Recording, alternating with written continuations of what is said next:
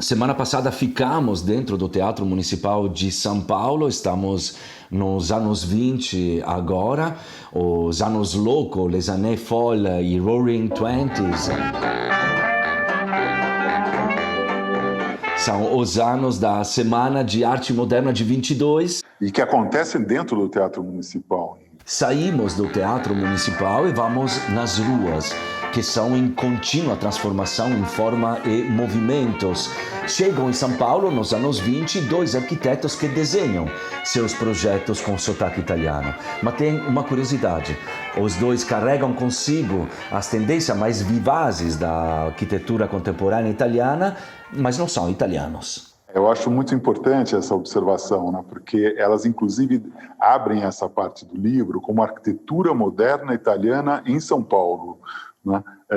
Então, sendo um deles um ucraniano, que é o Gregório Warszawski, que vem para cá em 1924 e vai fazer considerada a primeira casa modernista no Brasil. Esta casa é circundada por um belíssimo jardim que, como me explicou o professor Natanelli, foi desenhado por Nina Klabin, que utilizou a flora brasileira para ambientar essa forma abstrata na situação geográfica de São Paulo. Bem, a entrada do Warszawski na cena arquitetônica brasileira no final dos anos 20 foi muito importante, já com a sua primeira casa e uma série de casas abstratas, com aqueles jardins maravilhosos, com as plantas nativas, né? Isso foi muito impactante para toda a cidade de São Paulo, para a cultura, para essa cultura modernista.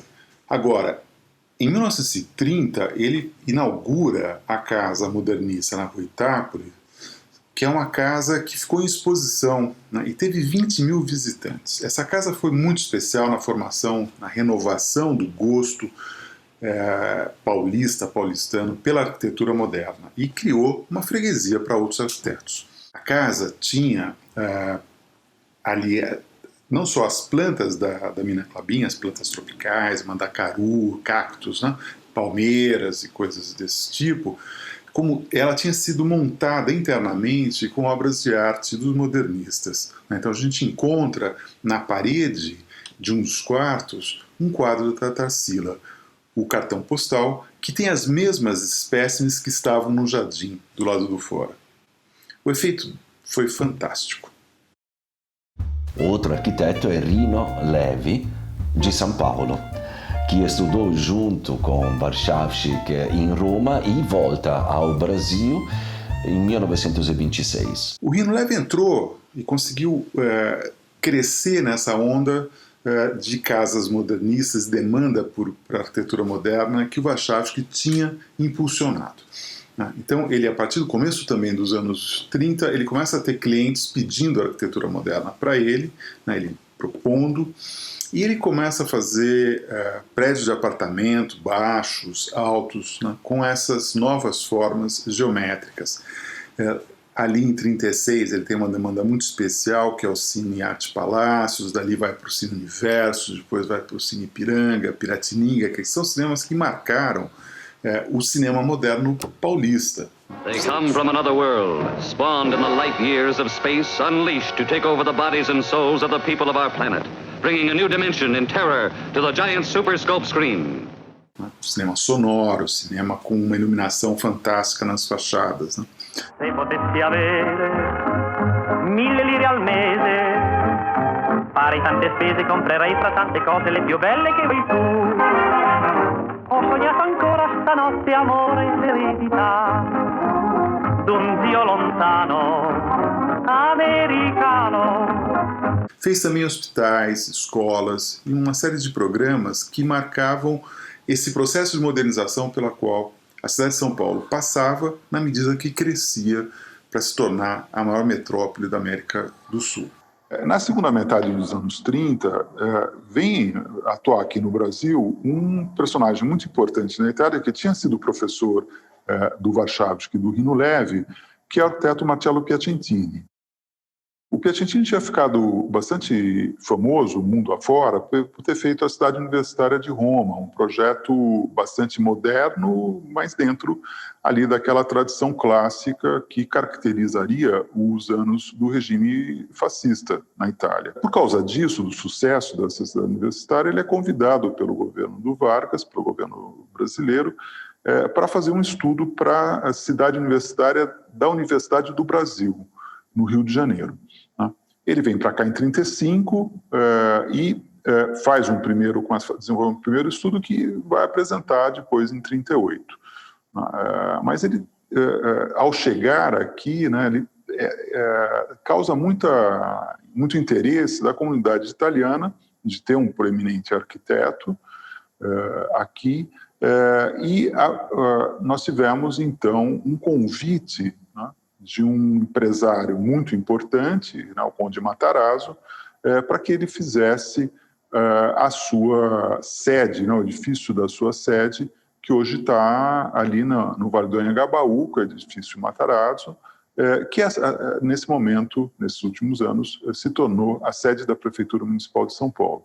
Nós vamos falar agora, então, com o professor Marcos Tognon, que é um arquiteto, mas professor de História da Arquitetura na Universidade de Campinas, e fez um trabalho bastante pioneiro sobre os italianos aqui no Brasil, sobre o Marcello Piacentini, publicado na década de 90. E essa viagem de Piacentini ao Brasil, e depois há 2 anos, ele vem em 1935, depois em 2 anos o projeto se efetiva como opção, de fato, né, e ele envia maquetes para o governo brasileiro, envia um conjunto enorme de plantas. Isso vai ser documentado na revista Arquitetura, que é a nova roupagem da arquitetura e arte decorativa, desde os meados da década de 30, e evidentemente a comunidade italiana fica muito sensibilizada a isso, né, a esse alinhamento entre o governo brasileiro e um arquiteto tão representativo daquele momento político italiano. E entre eles, evidentemente, um dos mais ilustres italianos nesse sentido, que é a família Matarazzo, e sobretudo o Conde Matarazzo, né? E é feito o convite, né, a Piacentini para fazer uma revisão de um projeto que a grande companhia Matarazzo, as Indústrias Reunidas, pretendia colocar no principal locus da capital paulista, ou seja, o Vale do Anhangabaú, que se tornava, vamos dizer, um grande centro, né, da verticalização e, sobretudo, da representação do poder, da cultura, das transformações urbanas. O Viaduto do Chá, recentemente inaugurado, ou seja, era o lugar que fervilhava, né, com essa nova metrópole paulistana, tema do Prestes Maia de projeto importante. E o Piacentini faz essa revisão do projeto, né, uma revisão, vamos dizer assim, estilística e também de revestimento. Ele sugere um revestimento que isso é interessante porque as autoras da arquitetura italiana no Brasil chamam a atenção para isso, né? Que é um edifício revestido por travertino, e a ideia é que realmente se utilize um material que fosse uma marca forte da cultura artística milenar italiana, que era esse material tão nobre, né? Essa pedra tão nobre utilizada em várias situações, tanto aqui no Brasil quanto na Itália. É importante observar que esse edifício ele se insere na paisagem urbana ali do Vale do Anhangabaú de modo bastante equilibrado com a volumetria de outros edifícios importantes que existem naquele vale. E o Marcos vai falar um pouco sobre isso para nós.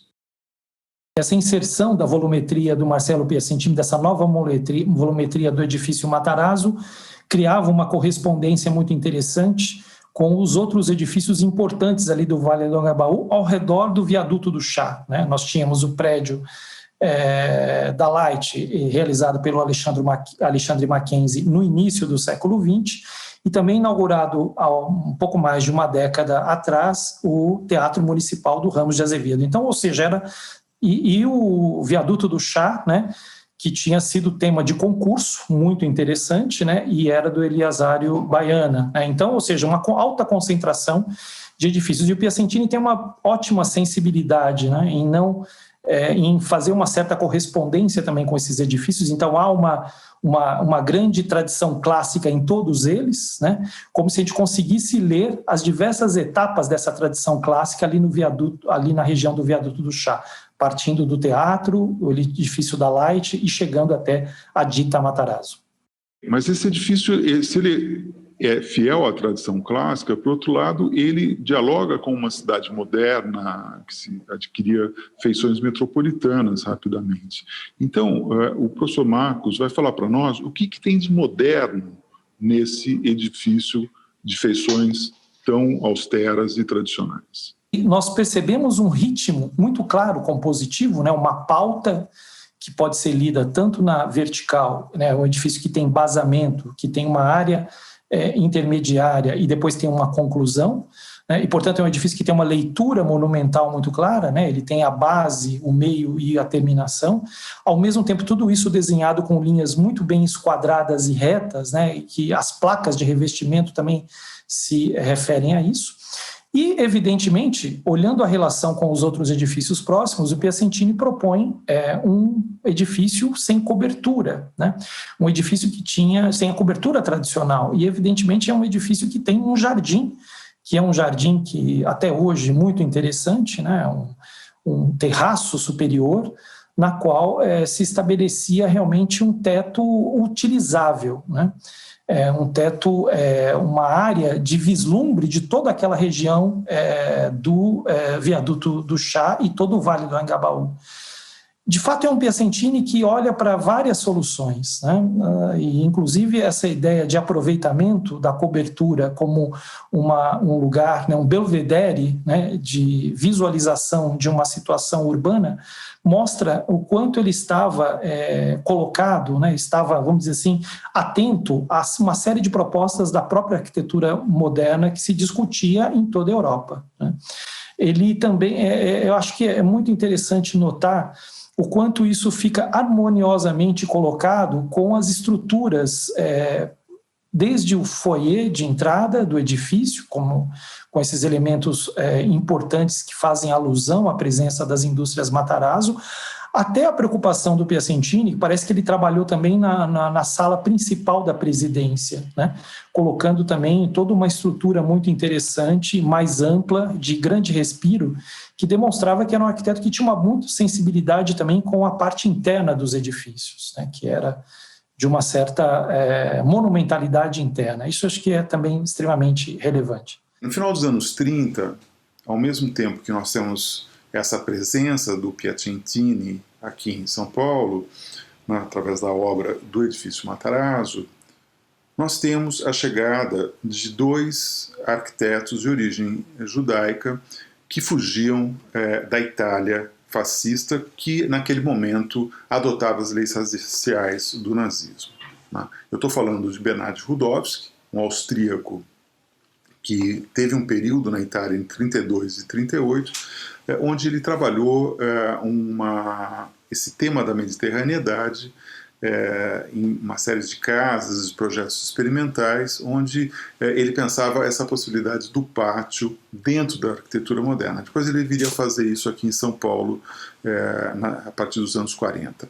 E o outro é o Daniele Calabi, que atuou no norte da Itália, Pádua, Milão, e tinha um trabalho já bastante reconhecido lá na Itália, e que aqui em São Paulo ele é acolhido pelo Warszawski e pelo Rino Leve, que por ele não poder assinar as plantas, porque não tinha ainda o diploma reconhecido, esses projetos eram assinados principalmente pelo Rino Leve. Então ele faz aqui fábricas, prédios no centro, né, e faz as primeiras casas com pátio, para a casa dele, a casa para a família Médici, e outras pequenas casas para esses italianos que estavam morando em São Paulo. É muito interessante que esses dois trabalhos, né, Rudowski e Calabi, acontecem simultaneamente com a adoção da mesma tipologia de casa com pátio pelo Rino Leve, primeiro na sua casa, em 1944, né, onde a gente vê essa exuberância da vegetação brasileira que ele colhia em viagens de pesquisa pelo interior, né, ali presente no jardim, esse jardim bastante integrado com a sala e isolados da parte externa que se protegia da cidade. Depois ele vai desenvolvendo esse tipo de produção, na Casa Newton Cooper, em 51, e depois, em 59, ele faz sua obra-prima em termos de residências urbanas, que é a Casa Caçador Delgado Pérez, com um conjunto de uma sala cercada ladeada por dois pátios, né, com jardim, ali fechado pelo corpo da casa em relação ao restante da cidade. Portanto, um espaço interno, mas onde essa sala e esse pátio eles estão completamente integrados por portas de correr, de vidro, né, completamente de cima até embaixo, e por uma pérgola que protege, dá uma interioridade para esse espaço onde está o jardim e a sala. Esse é um espaço bastante único na arquitetura brasileira nesse período dos anos 50. Hoje, essa casa é usada como galeria de arte e vocês podem visitá-la, fica ali na 9 de julho, se chama Galeria Luciana Brito. Termina a Segunda Guerra Mundial e o Brasil recebe uma segunda onda de imigração italiana. Entre esses novos imigrantes tem importantes intelectuais que vão contribuir à renovação da cena paulistana. Entre eles temos vários arquitetos. Temos o arquiteto Giancarlo Palanti, temos a arquiteta Lina Bobardi e temos esse profissional intelectual de múltiplas facetas, que é o Pietro Maria Bardi, que vai ser o diretor do Museu de Arte de São Paulo, vai fundá-lo junto com Assis Chateaubriand, que era o promotor desse museu, e tornar esse museu um centro de referência, de polarização dessa renovação cultural e produtiva em São Paulo. Nós convidamos a professora Aline Sanches, do Instituto de Arquitetura e Urbanismo da USP, para nos falar sobre esses momentos de chegada do Palanti e sua participação desse grupo, né, esse círculo que se forma no MASP, sendo que ele se tornou, inclusive, sócio da arquiteta Lina Bobardi para a produção de design, de mobiliário e arquitetura de interiores. Essa produção do Estúdio Palma, ela tem um significado particular para a cultura artística arquitetônica da cidade de São Paulo naquele momento. Por quê? Porque, em primeiro lugar, eles se colocam como aqueles que vão produzir mobiliário moderno. Não que outros arquitetos e artistas já não tivessem feito isso, mas eles veem ali uma oportunidade, como estava acontecendo na Itália, de não apenas desenhar os móveis, mas produzi-los em série, tomar conta também da sua produção e comercialização dentro do Estúdio Palma. Tem um significado particular também, porque a esses móveis é vinculado um significado ideológico importante, porque comparece, ao menos nas palavras da Lina, mas isso também é visível quando se estuda as fotografias dos arquivos do Palanti, comparece ali um desejo de uma realização de móveis com um caráter nacional e brasileiro. No momento em que eles apresentam esses móveis, por exemplo, quando a Lina os apresenta na sua revista Habitat, ela coloca como a primeira fotografia de apresentação uma tigela entalhada por um caiçara de Caraguatatuba. E o que faz ali uma tigela entalhada por um caiçara, quando o que se vai apresentar são móveis modernos? O que ela via e o que ela demonstra no texto é que naquela simplicidade, economia de meios, comparecia a mesma lógica que levava à formulação daqueles móveis, a mesma lógica de simplificação estrutural, de economia de meios, de máximo aproveitamento das possibilidades materiais. Se coloca ali também, por exemplo, uma imagem das redes dos navios gaiola do norte do Brasil, em que ela vincula na legenda dessa fotografia a síntese de uma rede que é, ao mesmo tempo, poltrona e leito, há essa busca de síntese nos seus próprios móveis, né? E a possibilidade de construir, havia várias poltronas e cadeiras com forro solto que permitiam o mesmo amoldar-se do corpo ao tecido, às redes, nas poltronas feitas em lona ou mesmo em couro. Após a dissolução da parceria com Lina Bobardi, no começo dos anos 50, o Pallanti começa uma carreira de arquiteto numa construtora, né, deixando alguns marcos importantes pela cidade. Ele começa a desenhar esses edifícios que estão modificando a paisagem da cidade daquele período.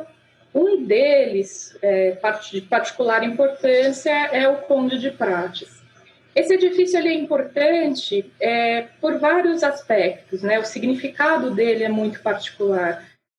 Pelo próprio lugar onde ele se coloca, não é um lugar qualquer, é um lugar particular e importante da paisagem da cidade. É a passagem do centro antigo para o chamado centro novo. Esse edifício é construído como grande parte do centro da cidade naquele momento e alguns arredores, sobre terreno já construído. Então, ele é carregado de coisas que já existiam ali, de significados, de valores que já existiam ali.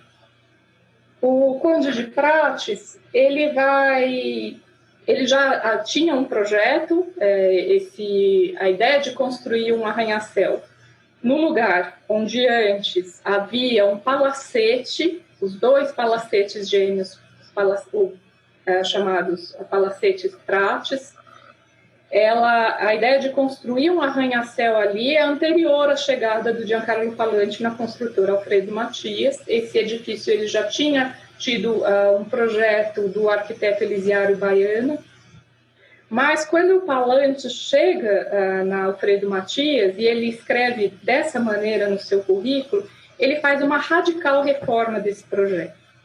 O que isso significa?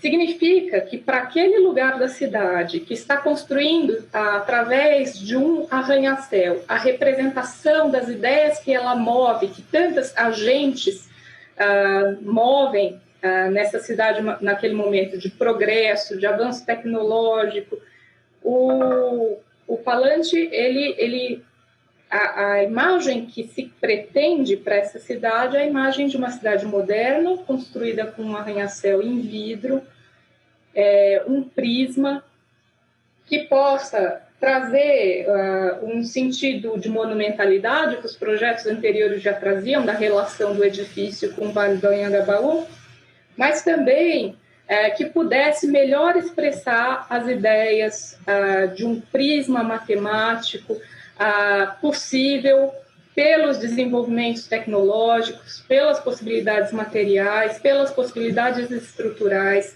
de construção em concreto armado. Uma produção muito importante que o Pallanti desenvolve aqui no Brasil são as lojas da Olivetti, né, que tinham um papel de levar para o exterior a cultura e a arte italiana associada ao design das suas máquinas.